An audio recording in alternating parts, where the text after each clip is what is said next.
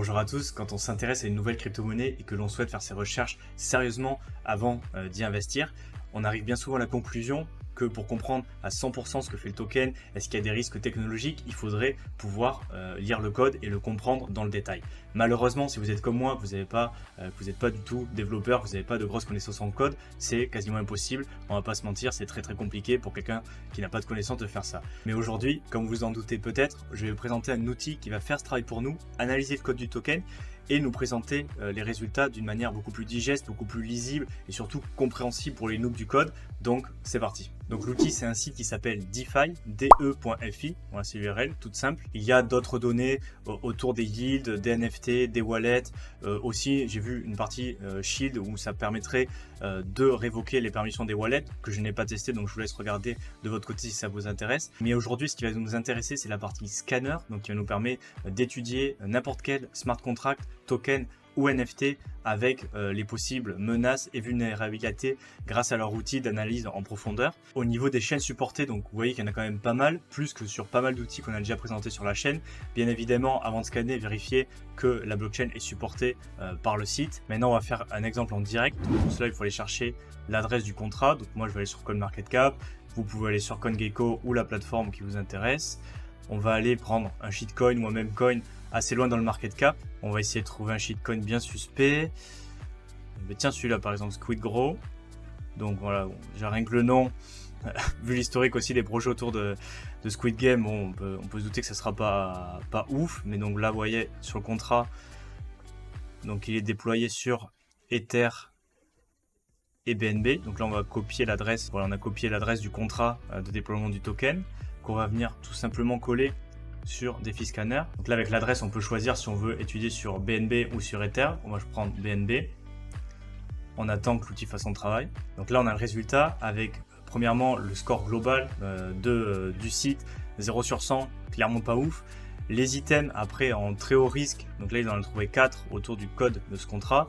Les risques moyens et les points de vigilance, quand même au nombre de 10. On va pouvoir voir le détail, donc déjà dans les 4 gros risques qui sont là. Donc premier point, il y a des frais de transfert sur le jeton, donc chaque fois que vous envoyez le jeton, en plus des frais de blockchain bien sûr, le contrat vous prend 8% des jetons, d'après ce que je comprends. Il y a la partie du code qui est problématique, donc là on ne comprend pas forcément ce qui est dit. Pour les initiés ça peut peut-être être utile, mais il y a quand même des informations utiles. Donc ils ont dit qu'ils n'ont pas trouvé de limite aux frais de transfert, que pour l'instant ils sont à 8% et que la gouvernance autour de cette fonction est cachée. Donc bon, déjà c'est pas un point très positif.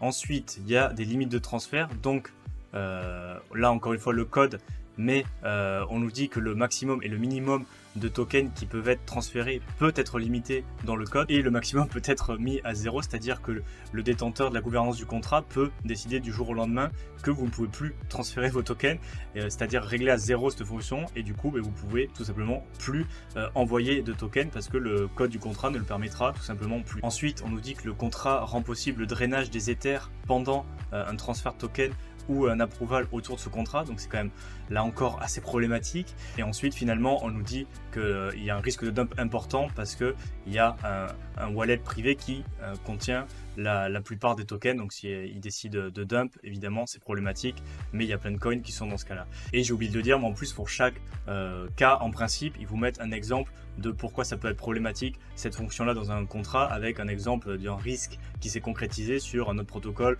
un autre token. Et pour finir on nous dit que c'est peut-être potentiellement un non-apot, donc voilà qu'il y a des fonctions qui sont peut-être dangereuses. Bien évidemment, encore une fois, c'est pas sûr à 100% que les risques vont se concrétiser, mais je trouve que cet outil redonne quand même pas mal de pouvoir à ceux qui, comme moi, ne connaissent rien au code, pour pouvoir identifier potentiellement des risques. Et on va voir par exemple sur un contrat plus connu qui normalement ne devrait pas donner de problème, par exemple Uniswap, voir s'il y a quelque chose qui ressort. Donc là on va analyser Uniswap sur Ether et là on se rend compte que le DeFi score est de 100 sur 100 avec juste 3 points d'attention.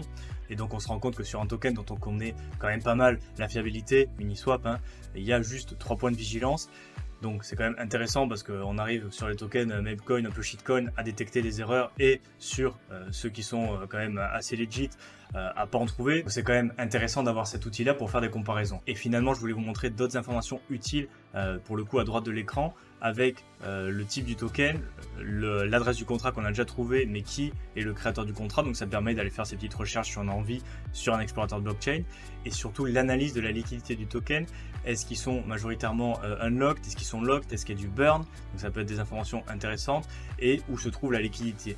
Donc il y a plein d'outils qui permettent de le faire, mais bon, savoir qu'il y a cette information ici aussi, et finalement le top 10 des holders de tokens pour savoir si c'est centralisé ou non au niveau de la supply, et le top des LP tokens, donc Liquidity Provided Token. Donc voilà, c'est aussi des informations qui sont là, donc c'est quand même assez intéressant d'avoir toutes ces infos sur ce même site, et surtout cette fonction de scan du contrat du token pour savoir s'il y a des erreurs, s'il y a des risques, s'il y a quelque chose dont il faut se méfier en comparant notamment avec des choses qui sont passées dans le passé, d'autres exploits, d'autres bugs qui ont servi à rugger le projet, bon, tous les scams, les arnaques qu'on a pu trouver.